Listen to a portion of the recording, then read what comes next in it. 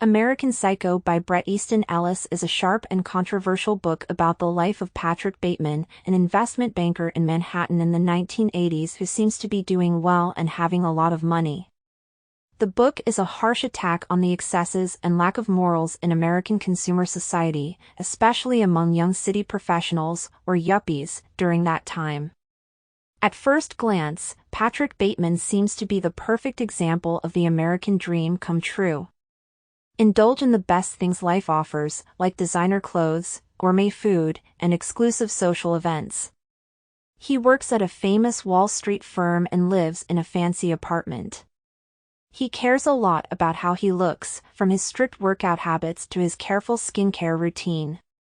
This shows how superficial his friends' interests are. But, behind this clean exterior, is a deeply troubled person. Bateman has a secret life as a serial killer who does very violent and nasty things. The book goes into great depth when it talks about his murderous adventures, which are very different from the normal, materialistic things he does during the day.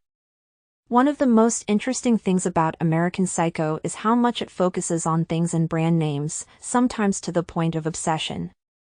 Ellis uses Bateman's obsession with high-end brands and market goods to show how shallow his social class's interests are. Bateman writes long passages about his expensive clothes, his high-end stereo equipment, and the little things that make up his lavish life. The story also shows how pointless Bateman and his friends' conversations are. They usually talk about shallow things like fashion, food, and rumors, and they don't get upset with each other.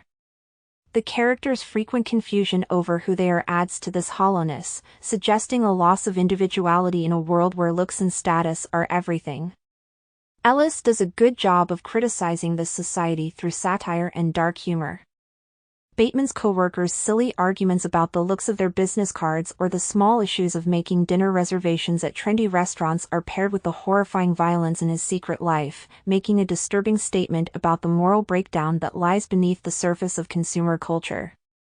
The movie American Psycho also deals with identity and the human mind.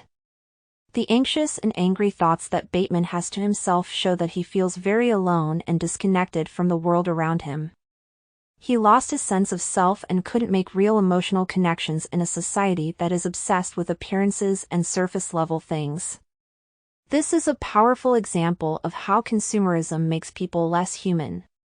To sum up, American Psycho is a strong and thought-provoking book that takes a dark but insightful look at American society in the late 20th century.